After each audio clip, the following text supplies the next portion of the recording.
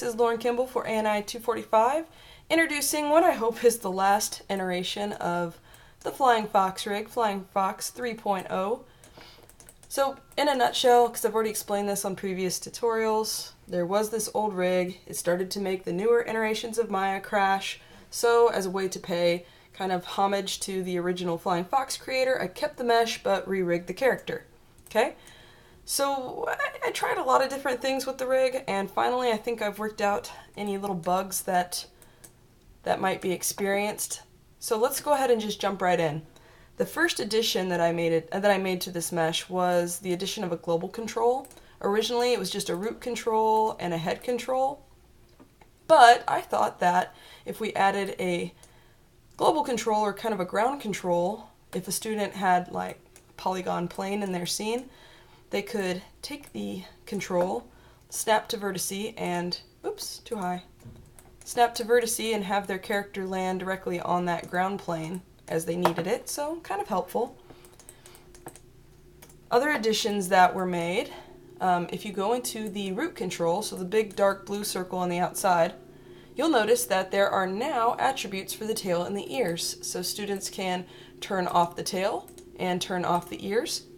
And I've already troubleshot this, so you can totally animate just the body and then go back and turn on the tail, go back and turn on the ears. Different versions of the Flying Fox rig, or a different, kind of like a different doppelganger of it. There's several Fox rigs, which are just balls with tails and ears. We're causing all sorts of havoc when you turned off the tail if you wanted to focus on one thing. That won't be an issue anymore. You can totally animate this, and it will not like offset the tail when you turn it back on or break your animations if you put the ears on. It's totally ready to rock. Okay, so on the main mesh itself, you can click here to grab the head control, and inside the head control you've got squash and stretch. Now there's a little bit of a downside to the squash and stretch, and that is the stretch tends to overshadow the controllers, but you can just press 4 on your keyboard to access the wireframe mode, and it's pretty easy to reach in and just select those options. Okay, so let's see. I'm going to go back in and turn the tail and the ears back on.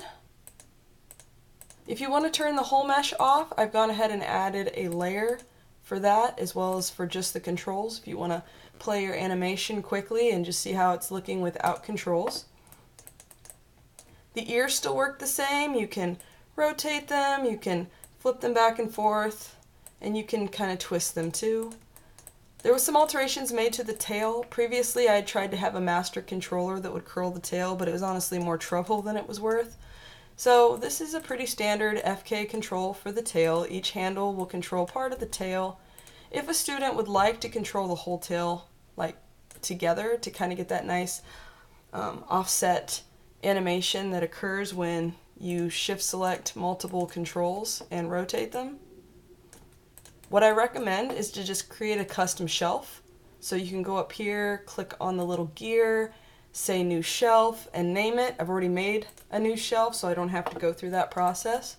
And then to add a button up here onto your shelf for that particular control, you just grab each individual controller on the tail, and then you go to Create, Sets, Quick Select Set, you name it, like tail, and don't press OK, click Add to Shelf, and when you do, a little icon appears named based on what you name that group, and when you click it, even if you click off the fox, you can click on that and it will reselect those controls that you were looking to grab. And that's it. That's all there is to the little guy. Some students were experiencing a gimbal lock issue because I had forgotten to go in and address the rotation order on the main controller, which I've done for the main controller and for the global controller, so there shouldn't be an issue in that. And I am going to record a tutorial next on what to do when you encounter gimbal lock and what is gimbal lock.